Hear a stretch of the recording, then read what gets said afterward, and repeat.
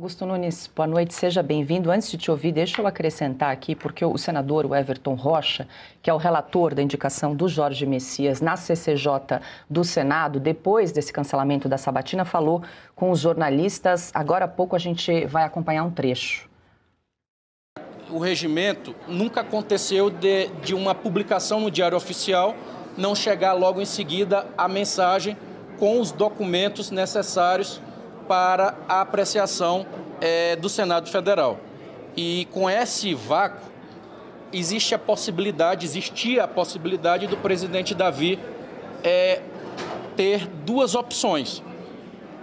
Isso orientado pelos consultores da Casa.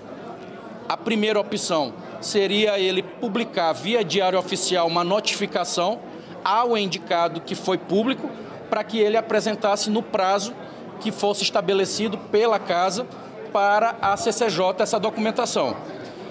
E o segundo caminho seria esse que ele acabou de fazer, que é suspender até que chegue a mensagem e ele estabeleça um novo rito. Obviamente, eu defendi, assim como o presidente da CCJ, o senador Otto Alencar, e assim como o próprio presidente Davi, defendeu a serenidade nesse momento. Bom, e o senador Randolfo Rodrigues, que é líder do governo no Congresso, disse que a relação entre Lula e Alcolumbre é boa e que eles devem conversar em breve. Eu reitero, o presidente Lula e o presidente Davi conversarão, cada um saberá julgar o melhor momento, oportunidade e conveniência para que essa conversa ocorra. Foi conveniente para ambos, né, Augusto? Cancelar essa sabatina. Ele é de quem sabe tudo, ouve todas as conversas, né? O nosso castrato. Boa noite, Paula, Piotr, meu amigo, Silvio, meu irmão, Ana, querida, minha parceira. Boa noite a você que nos acompanha. É o que disse agora a Ana, né? O que estamos vendo é a disputa pelo controle do que virou um partido político, uma entidade política. O Supremo decide agora com base em critérios políticos. Até 2012, quando tivemos o julgamento do Mensalão, a escolha era entre juristas. Claro que quem indica, que é o presidente da República, procurava indicar juristas mais afinados aí com ele. Agora a coisa é escancarada. O Lula quer, seguindo o conselho não, a teoria defendida pelo Zé Dirceu publicamente, ele quer aparelhar o Supremo, está aparelhando, e atenção, fiquemos atentos a isso, vai aparelhar também as Forças Armadas.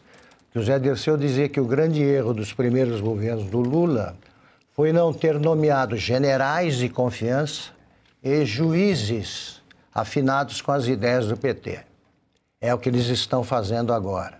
É um completo absurdo você ignorar os critérios, os pré-requisitos constitucionais, notável saber jurídico e reputação ilibada, você esquece isso e o que fica valendo é o grau de subordinação ao governo federal e aos que controlam o Supremo.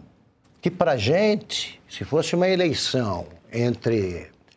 Aliás, nessa eleição eu também vou usar vou chegar à mesma conclusão. Entre um e outro, eu prefiro que os dois percam. O que adianta para a gente, para o brasileiro interessado no país, ter ali o Jorge Messias ou o Rodrigo Pacheco? O que está em disputa é o controle, se é o Senado que controla quem vai para lá, se é o governo. Agora, para os interesses que não são os do país. Não são os do país.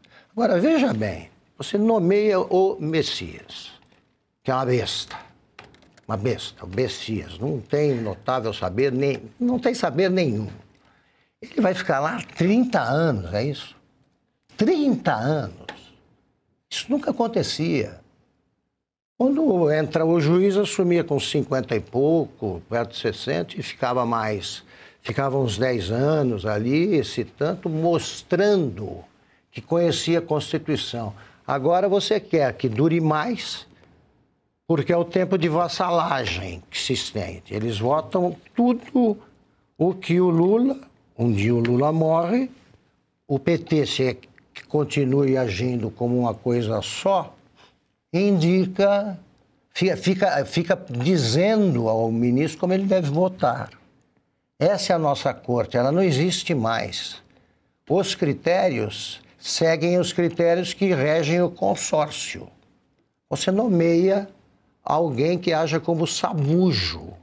Então é isso que deve ser apontado e criticado, porque os dois é aquilo, de novo, é o mato e a capoeira, sabe? É o afogamento no mar ou a morte pelo fogo. Não tem diferença.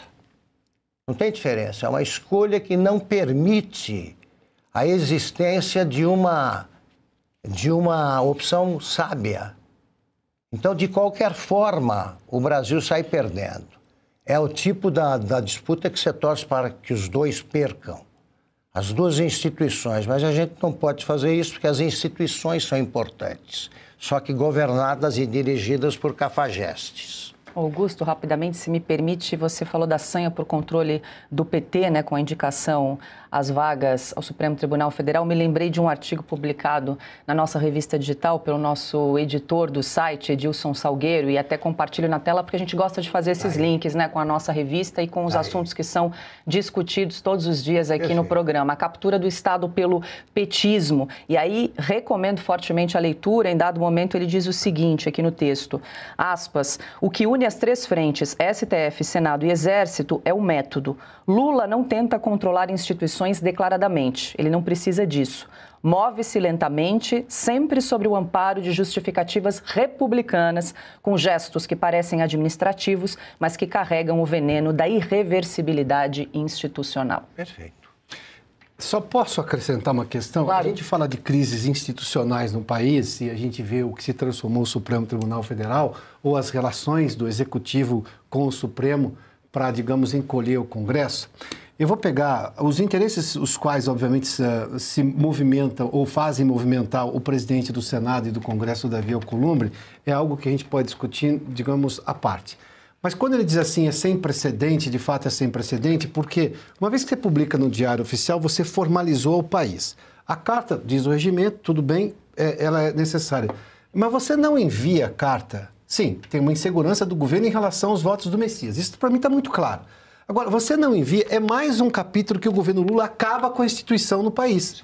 Ele acaba com a lógica institucional. E é disso que nós estamos falando, porque dentro da Constituição brasileira, você tem uma série de institucionalidades prescritas ali pelo legislador, pelo constituinte lá atrás. Quando você as perde, ou quando elas são usadas de acordo com o momento, você não tem mais previsibilidade. Aí a gente volta em todo o capítulo maior do que se chama de insegurança jurídica. Ou seja, o país hoje está jogado às vontades de um ou de outro, não de algo previsível. Quando a Ana menciona, por exemplo, e mencionou há pouco novamente a Suprema Corte Americana, ninguém tem dúvida do que a Suprema Corte pode e não pode fazer, de como ela normalmente age do ponto de vista institucional, em que possa, obviamente, mudar votos no entendimento da lei naquele momento. Mas porque isso é o que faz um tribunal.